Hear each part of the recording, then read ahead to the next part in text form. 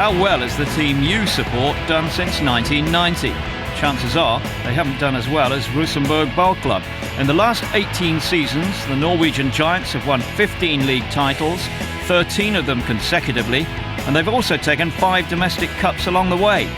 But their domination has wavered slightly in recent years. Since clinching the 2006 title, the 20th in their history, Rosenborg have managed only 2 fifth-place finishes. So what's made Rosenborg one of the world's most decorated clubs? And does their recent form suggest the golden period is over?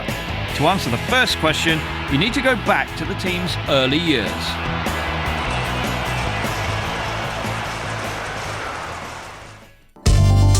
This is the club's home, Trondheim, 500 kilometres north of the capital, Oslo. A population of around 170,000 makes it Norway's third largest city, a great proportion of which is today made up by students. The club itself was formed back in 1917 in the suburb of Rosenborg. 30 years after its foundation, the Lerkendal Stadium was opened.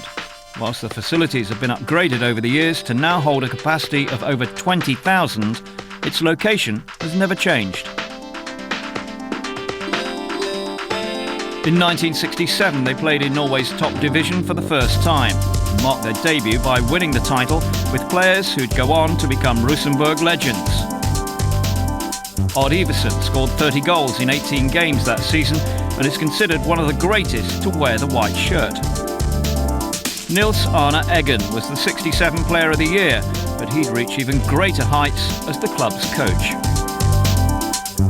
He took charge just 4 years later and immediately guided the team to a domestic double, but it wasn't until his 4th spell at the helm, which began in 1988, that he started to rewrite the record books. He spent the next 13 seasons in charge, during which time he masterminded 12 league titles and lifted 5 domestic cups. Eggen also guided them into the UEFA Champions League in 1995, the first of what would soon become a record 8 consecutive appearances. Erik Hoften won 11 league titles as a Rosenborg player, 8 coming during Eggen's reign. Today, he's the club's director of sport. What he won here and the success he had in Europe is fantastic. And Rosenborg wouldn't be the team it is today if Nils Arne hadn't been here.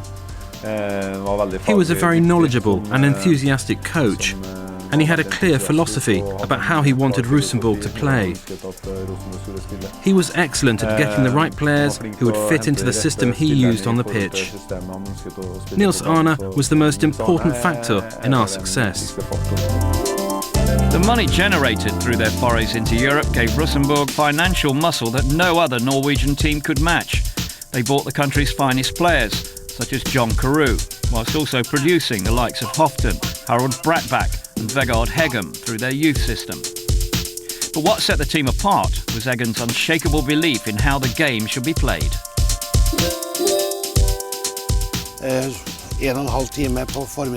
Players practice an hour and a half in the morning and an hour and a half in the afternoon. After that, it's no good for them just to lie around on the sofa for the rest of the day. That's extremely unwise for a footballer. In my experience, and this is part of my philosophy, encouraging players to develop away from the field, through education or through a profession, for example, will mean you're likely to get an even better footballer, one that would become better than they would be merely through coaching. The most important thing was that we had our own philosophy, which was based on being able to develop a personality both on and off the field. Through it, we created our own style of the game, which was focused on playing attacking football.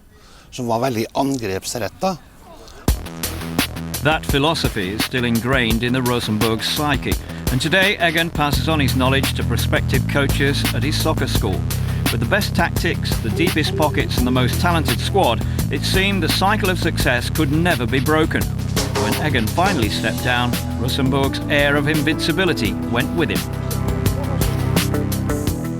There were 2 factors in play here.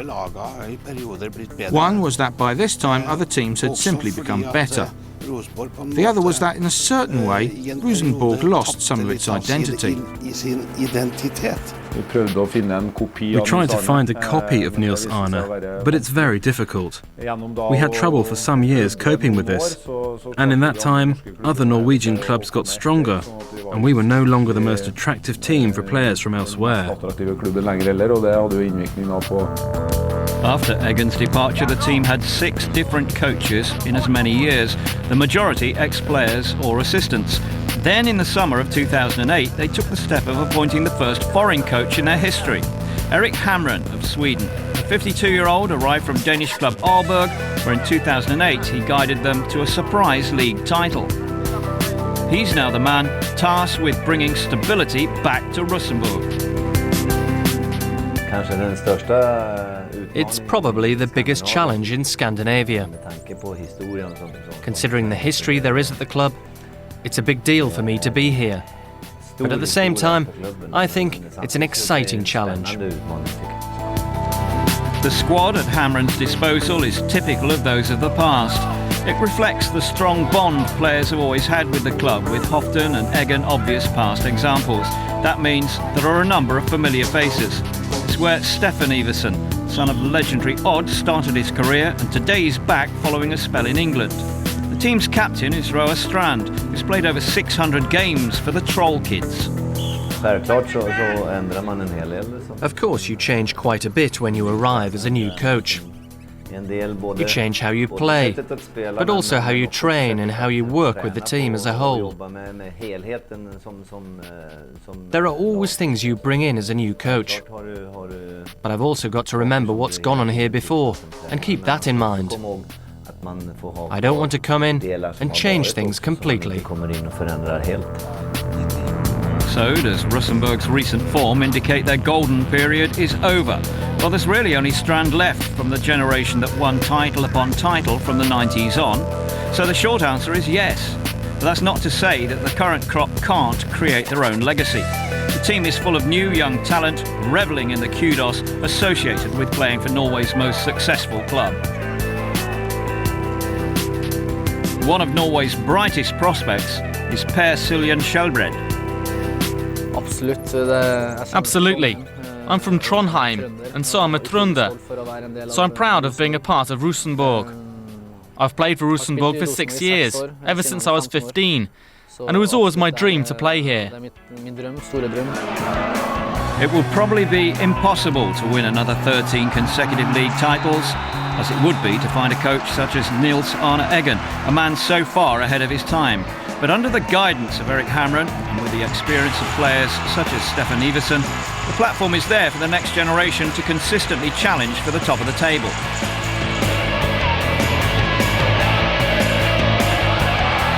In this part of the world, nothing less is expected. And so far this season, it seems, they're back on track. 21 games in, and they're both unbeaten and top of the league.